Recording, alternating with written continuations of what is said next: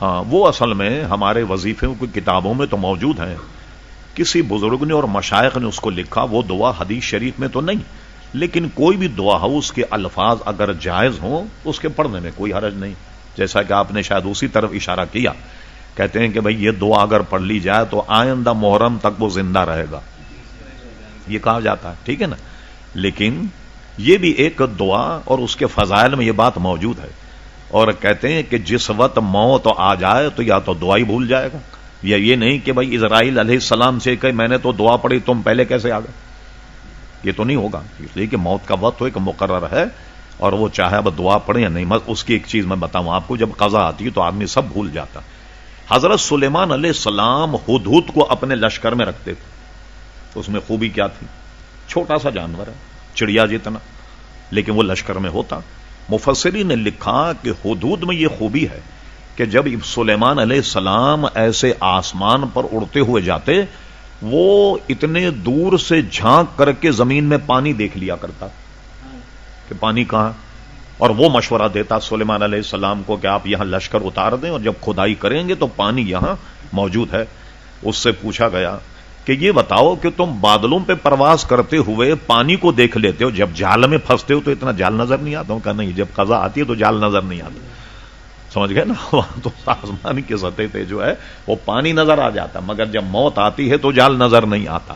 تو یعنی یہ نہیں کہ اگر وہ دعا پڑھ لے تو اس بات کی ضمانت ہے کہ وہ مرے گا ہی نہیں، ایسا نہیں ہے. ایک فضیلت ہے، اس کو پڑھا جائے، ہو سکتا اللہ تعالیٰ اس کے 1 سال اور اس کی عمر بڑھا دے. پھر اسی کو آپ دوبارہ ذہن میں رکھیے. قضاء اور قدر جو 2 قسم کی ہے، وہ پہلے آپ اس کو سن چکے.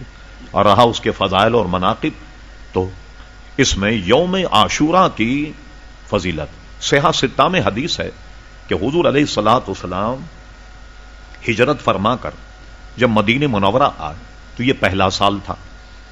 جب محرم آیا 10 تاریخ تو صحابہ نے حضور سے کہا یا رسول اللہ صلی اللہ علیہ وسلم، یہاں کے یہود روزہ رکھتے ہیں. ان سے پوچھا گیا تو انہوں نے کہا کہ اللہ تبارک و تعالی نے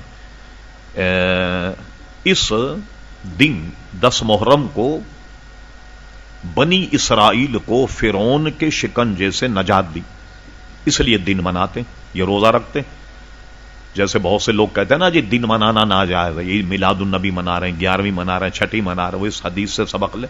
حضور علیہ السلام نے فرمایا کہ سبحان اللہ، موسیٰ علیہ السلام کا دن منانے کے تو ہم زیادہ حقدار ہیں، اس لیے وہ اللہ کے نبی اور ہم ان کو زیادہ جانتے ہیں، ہم ان پر ایمان بھی رکھتے ہیں، ہم سب ایمان رکھتے ہیں، تو تم بھی روزہ رکھو. اور صحابہ نے کہا حضور اگر ہم بھی روزہ رکھ اور وہ بھی روزہ رکھ، اس میں تو مماثلت ہو جائے گی. تو حضور نے فرمایا تم ان کی مخالفت کرو. عرض کی کیا مخالفت کریں؟ فرمایا تم 9 کو بھی روزہ رکھو اور 10 کو بھی روزہ رکھو، اور آئندہ سال اگر ہم رہے ہم 9 کو بھی روزہ رکھیں گے اور 10 کو بھی روزہ رکھیں گے، تاکہ ان کی مخالفت. ایک روایت میں یہ بھی ہے کہ فرعون سے تو نجات ملی بنی اسرائیل کو، اور کیا کہتے ہیں آدم علیہ الصلوۃ والسلام اس دن دنیا میں بھیجے گئے. اور یہ بھی ہے کہ آدم علیہ السلام سے جو ایک نسیان و سہو ہو گیا، انہوں نے اللہ تعالیٰ کے دربار میں حضور علیہ السلام کے صدقے وسیلے سے دعا کی تو اسی دن ان کی توبہ قبول ہوئی. تو غرض یہ کہ بہت فضیلت ہے عاشورے کے روزے کی، کہ عاشورے کو روزہ کوئی صاحب اگر 2 نہ رکھ سکیں، اس پہ بھی علماء نے فرمایا اگر 9 کو نہ رکھ سکیں تو 10 کو رکھ لیں، مگر پھر بھی یہ روزہ نفل ہوگا. اگر کوئی نہ رکھے تو اس پر کوئی کسی قسم کی تنقید بھی نہ کی جائے کہ روزہ جو ہے وہ نفل ہے. اور کوئی صاحب